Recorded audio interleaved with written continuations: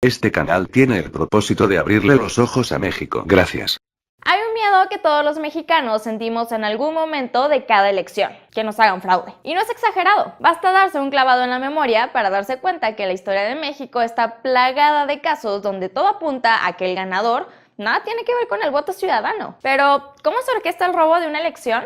¿Bajo qué esquemas se han dado los grandes fraudes en nuestro país? Y más importante, ¿qué probabilidades hay de que suceda algo así en estas elecciones? Te explico. Las acusaciones de fraude en las elecciones han existido casi desde que tenemos democracia. Basta recordar que uno de los detonantes de la Revolución Mexicana fue que Porfirio Díaz se negó a revisar las boletas luego de que Francisco I. Madero cuestionara la validez de la elección en 1910. Y en los años siguientes, infinidad de mandatarios llegaron a la silla presidencial con acusaciones de haberse robado el voto. Plutarco Elías Calles, Manuel Ávila Camacho, Adolfo Ruiz Cortines, la mayoría, claro, amparados bajo las instituciones. Pero el esquema varió con la famosa caída del sistema el 6 de julio de 1988. Ese año había dos fuertes candidatos a la presidencia, Carlos Salinas de Gortari y Cuauhtémoc Cárdenas. Cuando se estaban contando los votos, se empezó a perfilar una clara ventaja para Cárdenas. Y casualmente, justo en ese momento salió Manuel Bartlett, entonces secretario de Gobernación y presidente de la Comisión Federal Electoral,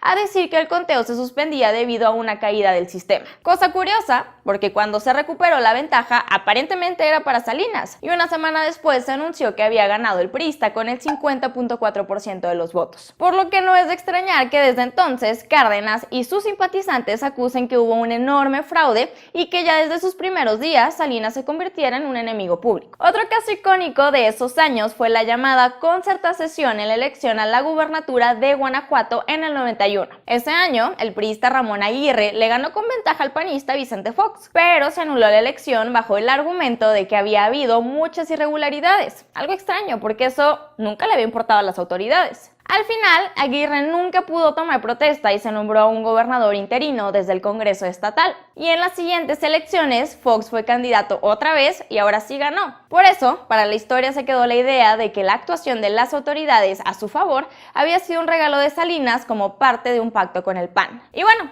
hablando de esquemas irregulares en los últimos años del siglo XX, no podemos dejar de fuera las dos primeras veces que AMLO acusó ser víctima de fraude. Una en la contienda por la gubernatura de Tabasco en el 88, cuando perdió frente a Salvador Neme Castillo, quien obtuvo el 73% de la votación total. Y la otra en el 94, cuando la historia se repitió y Roberto Madrazo ganó con el 56%. El problema que acusa López Obrador es que el PRI obtuvo esas dos ventajas con métodos ilegales, como intimidar a los ciudadanos con la policía, el cierre de casillas a mediodía, personas que votaban varias veces y hasta la entrega de urnas ya llenas de boletas. Ahora, ya en tiempos más recientes, en las presidenciales de 2006, AMLO también acusó fraude, y por el contexto de la elección, muchas voces en el país le hicieron eco. Y es que Calderón se quedó con la presidencia por un porcentaje mínimo, de 0.56% de los votos. El caso se llevó al Tribunal Electoral exigiendo un segundo conteo con el famoso voto por voto, casilla por casilla, y este avaló solo la revisión simbólica de alrededor del 9% de las mesas electorales, lo cual, por obvias razones, incrementó las sospechas de que algo había sucedido ahí. Y aunque nunca se comprobó un fraude como tal, la legitimidad del panista quedó dañada para siempre. Su toma de protesta duró apenas minutos, tuvo que entrar por la puerta trasera a un congreso tomado por los simpatizantes de Obrador y empezó el sexenio con un electorado completamente fragmentado. Lo peor de todo es que el esquema del fraude no ha desaparecido en los años más recientes. Basta ver la elección de gobernador del Estado de México en 2017, cuando se conjugaron multitud de factores para hacer dudar del triunfo de Alfredo del Mazo sobre Delfina Gómez. Guerra sucia, llamadas intimidatorias a los votantes, narcomantas, compra de votos con el famoso salario rosa, además de acarreo de votantes fueron algunas de las prácticas que vimos. Además, recién pasados los comicios, el IEM adelantó los resultados del conteo rápido, tomando una muestra de solo 1.347 casillas de un total de más de 18.000, y con eso quiso declarar que había ganado Del Mazo. Durante el PREP, cientos de fotos en las redes sociales denunciaron contradicciones entre las cifras en las actas de las casillas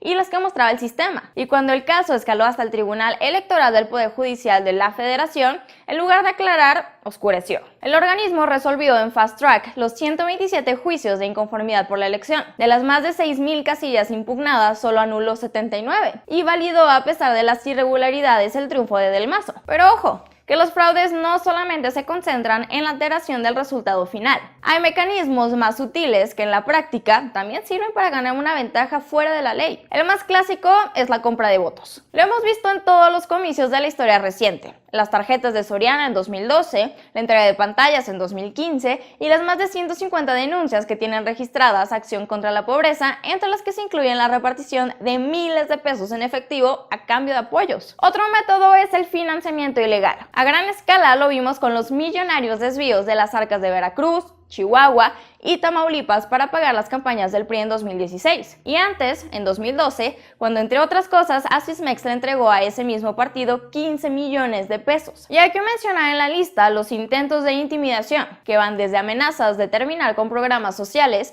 hasta llamadas ilegales intentando hacer guerra sucia. Con todo, fuera de estos esquemas, el INE asegura que la posibilidad de que haya un fraude en estas elecciones es imposible, gracias a esquemas como un sistema de conteo de votos blindado y la entrega de actas de escrutinio a representantes de todos los partidos. Y aunque hay elementos para confiar en su palabra, la historia nos ha demostrado que más vale estar atentos. Este canal fue creado para mantenernos informados sobre la situación actual de nuestro país. Aquí el único que tiene la última palabra eres tú. Si te gusta nuestro contenido, te invito a que te suscribas y compartas nuestros vídeos que en cierta forma son tuyos.